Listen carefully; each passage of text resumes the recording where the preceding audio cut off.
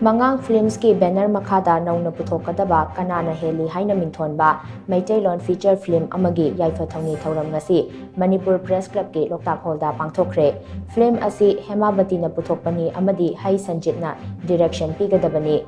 Yaipha Thouni Thouram aduda Film Forum Manipur ki chairman L Surjakanta Sharma, Manipuri Film Director Ojit Babu Ningthaujam amadi Smart Security Services ki Secretary Laimujam Pratapna Maru oiba mitunglen sing oina saruk yaki.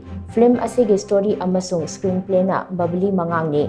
Film asida Dayananda Lashangthem, Shoma Laishram, Idhau, J Vidya, Modhubala, Susma Khetri, Gita, Jelis Khagembam, Yaishana, Kishan Chingangbam, Heli Maishnam, Mangan Lema Amadi Diamond na Chingba Saknairaba Mamiroi Kayana, Tongan Basaktam Langadori. Film asigi cinematographer Susil Sinkap amasung Palin Ningthauja editor Hai Sanjit, Sairangba Dalom Guru Mayum amadi Sairangba Deep Sinamni. Film asida AJ Maishnam amasung Huidrom Pusparani na Saisakpa Saisakpi oina sarukyari.